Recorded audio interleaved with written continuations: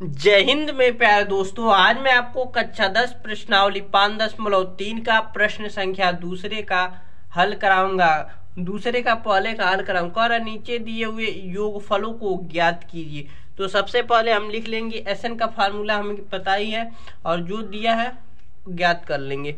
तो सबसे पहले हम लिखेंगे हल दिया है। हल दिया है हमारे पास, क्या दिया है? ए का मान दे दिया है 7 और डी का मान दे दिया हमारे पास A2 माइनस का A1। A2 का मान हमारे पास कितना है? 21, 10 दूना के 20 और 21/2 माइनस का 7/1। अब इसका एलसीएम लेंगे तो 2 आएगा और 21 और 7 दूनी के 14, 2 एकने 2, 2 सत्ते 14। तो घटाएंगे तो हमारे पास आ जाएगा 7/2। ये हमारे पास आंसर नहीं, डी का मान आ गया।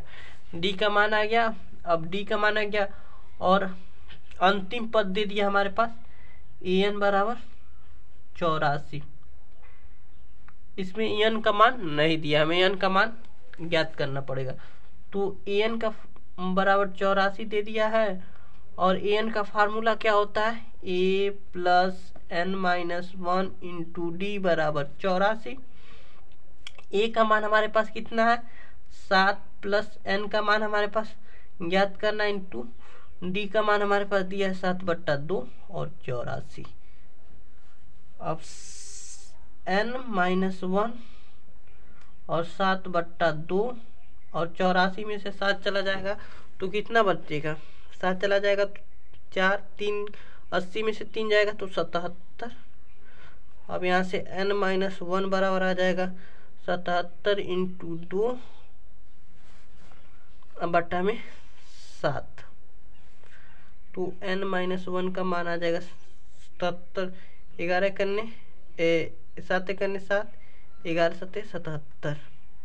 तो 11 दूना का 22 और एन बराबर आ जाएगा 22 में से 1 जाएगा, 1 नहीं 1 जुड़ जाएगा, माइनस है तो इधर है प्लस, तो एन का मान आ जाएगा हमारे पास 23। तो एन का मान ज्ञात हो गया हमारे पास। अब कह रहा है दिए गए योगफलों को ज्ञात कीजिए, यानी एस एन पूछा है। तो एस एन का फार्मूला हमारे पास होता है n/2 into A plus A N लगा देंगे तब भी आ जाएगा, क्योंकि ए एन का मान हमारे पास है 84 और ए का मान है 7 और एन का मान 23। तो एस एन बराबर आ जाएगा एन का मान 23/2 और ए का मान हमारे पास है, ए का मान कहाँ गया? ए का मान 7 है प्लस ए एन का मान है 84।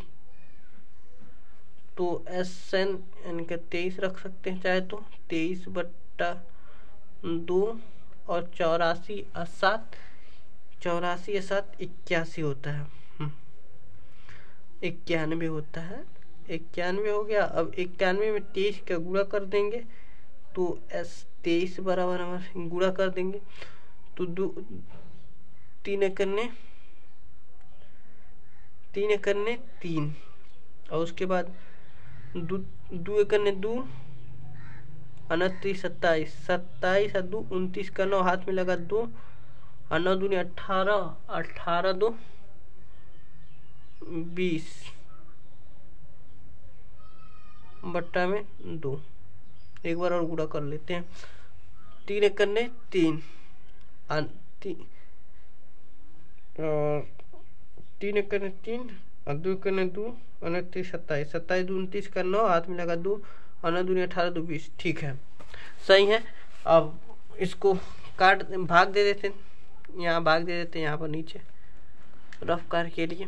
तो 2093/2 काटेंगे तो 1 से जाएगा 2 कट जाएगा तो 1 0 बचेगा, 0 ऐसे यहाँ उतर जाएगा और 9 तो 4 दूनी का 8 हाथ में लगा 1 और 13, 6 दूनी के 12।